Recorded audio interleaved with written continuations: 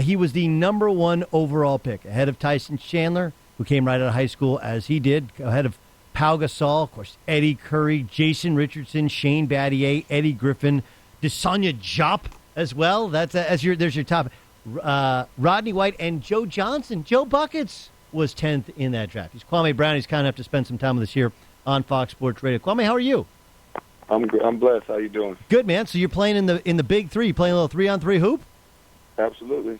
All right. So, what's this like for you to be somebody who was a number 1 overall pick, went through the ups and downs of the NBA, and now kind of putting yourself back on center stage and playing 3-on-3 basketball? And for people who don't know, the Big Three, which will be on Fox Sports 1, it's going to be kind of like theater in the round. Like, it's going to be a cool setup. What's this like for you? Well, I guess if you call the NBA up and down, it was never a down for me. On the court-wise, it may have been a little frustrating, but coming from my background and where I came from, every day in the NBA is out. Trust me.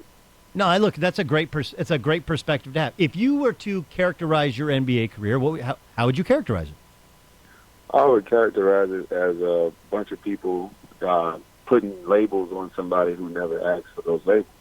All I did was pursue my dream, and I reached a goal that most kids from the inner city only dream about, and I persevered through homeless shelters and doing anything I can do to get there, only to be labeled, as Michael Jordan's pick, and that's the whole thing that follows me. The reason why they say I can't play basketball is all based on this pick and who picked me. I've been on several different teams, and people go away. I was down in Charlotte when I was healthy, double-double in 2 quarters. No reporter reported on it. Nobody said anything. But then when I go to the Lakers, I need a shoulder surgery and I need an ankle surgery. And I go out there and I can't dunk a basketball, and it's all over YouTube. So it's interesting. But me, I've always kept the personality that if Mitch Kupchak brings me into a room and says, hey, look, we pay you $8 million. All we need you to do is play defense. And you better damn well understand that I'm going to play defense. And I've never been a guy who cared about numbers. So I went out there on one leg and one shoulder, and I did my job. It's interesting because I talked to the Cleveland people, and obviously like Anthony Bennett, like you had a much better career than like an Anthony Bennett who was out of the league at the end of this year. Like your third year, you averaged 11 a game, 8 rebounds a game in Washington, playing nearly the entire season. But what happens is I don't know if it's as much Michael Jordan's pick as much as it's the number 1 overall pick, right? Like if Greg Oden goes 2 or 3. It's not that big a deal that his body let him down, but his body let him down. If you go, 2, 3, or 4, your body lets you down. You break down, so your career's not as long. It's not as big a story. Isn't it more about being the number 1 overall pick than it is about anything else? Listen, I'm a competitor, and you don't get the ball very much when you play on a team with Michael Jordan and Kobe Bryant and Gilbert Arenas and Larry Hughes and Antoine Jameson and all these scorers that I played with. But if you do that draft all over again and erase everybody's mind about who did what after the fact in hindsight, I would be the number 1 pick all over again. And so the skill set of a 6'11" guy who can bring the ball up the floor, the Peach Jam, the tournaments that I've been in, the Peach Jam, the Round Ball Classic, those wasn't mistakes. You see a 6'11" guy doing whatever he wants to do on the floor, nobody talks about that. Doug Collins introduced me to the dunker, and that's where I stayed, and that's where I did my job. And I turned myself into a defender and a rebounder, and I lasted 12 years doing something that I was asked to do. But trust me, if I had to do it all over again, I'd be the number 1 pick again. Kwame Brown joining us. She's getting ready for the Big Three. That's the Big Three is a professional 3-on-3 basketball league, highlighted with the biggest basketball superstars. You can go to ticket. A lot of people. I see a lot of people jumped on a bandwagon of things that they heard and not seen. They don't realize the quickness that I have. They don't realize the skill set that I have with the ball. When I was in Charlotte, nobody saw the games. And, that season you talk about in Washington, where I was player of the month, and, I played against Chris Webber and Jermaine O'Neal a couple games and had a couple monster games against them.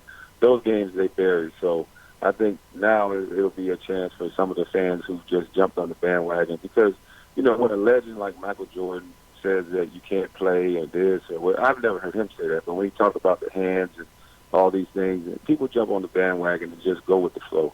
Most media outlets, they don't know anything about Kwame Brown, never saw me play in high school, but because someone else said it, they just jump on the bandwagon and be negative. But You can't get to the level that I've gotten to not knowing how to play.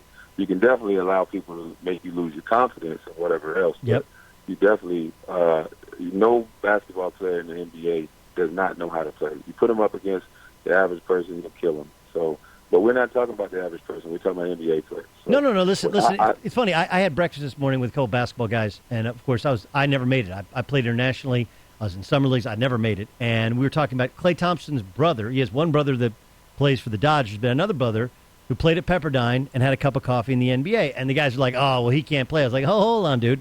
He played in the NBA. There's 450 dudes who played in the NBA this year. Okay, 450. That's how many NBA players. Like, there's 500,000 kids who play high school basketball. Like, don't tell me you can't play. I had the exact same response.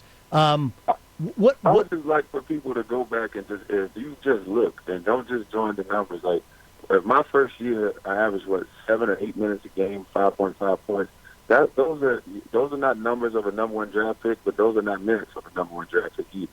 And so every time that I'm allowed to play 30 minutes or 28 minutes, I wish somebody would just do their job and just break down what I scored in those minutes, because it's on the same level as a double-double or close to a double-double as any other solid player in the league. And that's what people don't do. And that's how I lasted so long. My agent would go get the numbers and compare it to players who play 30 minutes, and it's right on pace with the numbers of a starting center. But when you play a guy 5 or 6 minutes, what do you think somebody's going to get done? Well, it's impossible. Like anybody with a brain understands that. Okay, so a couple things here. Let's start with the one and done rule. When you were coming out, you come straight out of high school. Obviously, you had a tough upbringing, and so I don't know what your perspective on it is. To you, what's the perfect rule? Should players be made to have to go to college for a year, to have to go to college for 2 years, or do you like the idea of going straight from high school to the pros? Listen, we all know we can sugarcoat it. We can pretend like those players that go to college for 4.5 months or 5 months just to get through the basketball season. We can pretend like they're more mature than I am. We can pretend like it's not about the university getting these athletic All-American and $10 million or $5 million a year for having an All-American. We can pretend, and if you want me to, I'll pretend with you. But a kid that goes on to a college for 1 year, you actually hurting that kid, really. You're hurting the rest of the kids, because somebody else could have got that scholarship and could have gone on and gotten an education. You know this guy's not going to. I'll tell you when they'll change the rule back. If these top players start going to HBCUs, I guarantee you they'll say, "Oh, let them come out of high school." And I think that's why some of the bad mouthing and the rhetoric that they have with me, they try to make me the poster child on why not to come out. But I own 2 or 3 buildings. I own 7 or 8 homes that I rent out or I sell. So to act like I'm some a story that you should belittle or bash, like, that's ridiculous. So to stop free enterprise and to stop people from going out and being gainfully employed, tell me why the soccer player gets to go. Tell me why the baseball player gets to go. If you could go back and change one thing about Absolutely not. Oh, no, wait. Let me finish real quick. Kwame Brown joining us, part of the Big 3-on-3 professional league, getting ready to start this summer, started up by Ice Cube. So many former NBA stars either coaching or playing like Kwame is in this league. If you could go back to your rookie or second year and tell Kwame then something Kwame now knows, what would it be? I would beg to be traded away from Doug Collins. Why? Doug Collins is, you can actually time Thomas. If Grant Hill don't like you, then something's wrong. Grant Hill is one of the greatest guys in the world. And I think everybody that plays for him, that says all the right things, because it affects them. And Doug is a very important guy in basketball. He has a great basketball mind. Don't get me wrong. But the mind games that he plays, you'll be in the same room, he's talking about you and try to get another guy to go against you. 19, 24, 35, nobody wants to be played with. And this is our livelihood that this guy plays with. He's just a micromanager, and he's just not a very good coach when it comes to that aspect. If you want him to drop a play and X's and O's, and is he a basketball mind? Sure. But does he relate to his players, especially that's coming from the African American community? Absolutely not. And I'm just, it's not going to affect me to say that now.